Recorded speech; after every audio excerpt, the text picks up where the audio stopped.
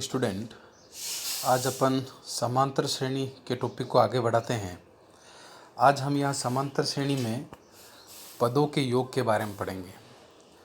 पिछली कक्षाओं में हमने पढ़ा था कि समांतर श्रेणी में पद कैसे ज्ञात करते हैं, हमें अगला पद अगर ज्ञात करना है तो कैसे करते हैं। अब हमें यहाँ ये सीखना है कि पदों का योग क्या होगा। इसके लिए यहाँ पर दो सूत्र हैं आपके सामने। इन दोनों सूत्रों का उपयोग किया जाता है। आगे मैं की क्लास में बताऊंगा कि किस सूत्र का उपयोग कहाँ किया जाता है।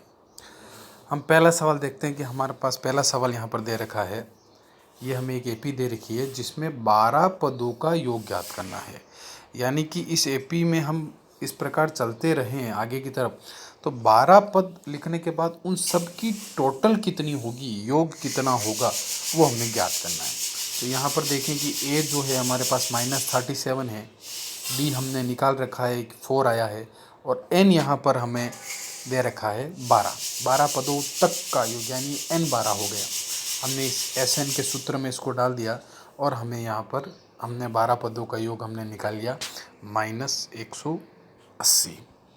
अगला सवाल हमारे पास में है AP 7, 10/1/2, 14 -84 तक का योगफल ज्ञात करो।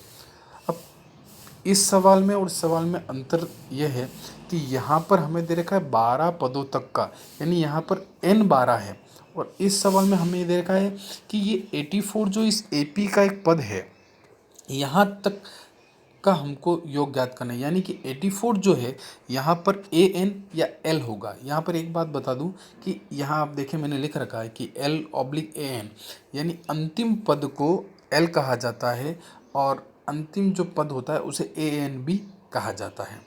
तो A हमारे पास में 7 है, D आपके सामने ये निकाल रखा है, और L यहाँ हमें दे रखा है 84। अब सबसे पहले यहाँ पर हमें योग ज्ञात करना है। अब योग ज्ञात करने के लिए हमें यहाँ पर एक बार n निकालना होगा, क्योंकि बिना n के हम योग ज्ञात नहीं कर सकते। तो n निकालने के लिए हम जो पिछले तरीका हमने जो पढ़ा था वो यहाँ पर लगाया है, AN वाला फॉर्मूला लगा के, और हमने यहाँ पर n जो है वो 23 निकाल लिया है। अब n 23 आ गया है हमारे पास में। उसके बाद हम SN का जो छोटा वाला फॉर्मूला जो हमारे पास में है, इस फॉर्मूले का उपयोग करते हैं। क्यों करते हैं इसका उपयोग?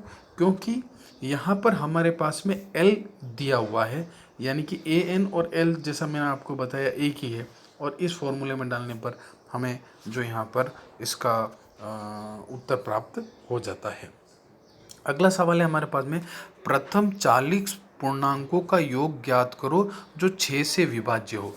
यानी ऐसे 40 पूर्णांक निकालें जिसके अंदर 6 का भाग जाता हो। तो 6 से विभाज्य की AP क्या होगी? AP हम देखते हैं 6 से विभाज्य की, पहली संख्या 6, दूसरी संख्या 12, तीसरी संख्या 18, डैश डैश डैश डैश, हमें ऐसी 40 संख्या निकालनी है। तो क्या हो गया, A कितना हो गया 6, D भी कितना हो गया 6, और N यहाँ पर होगा 40।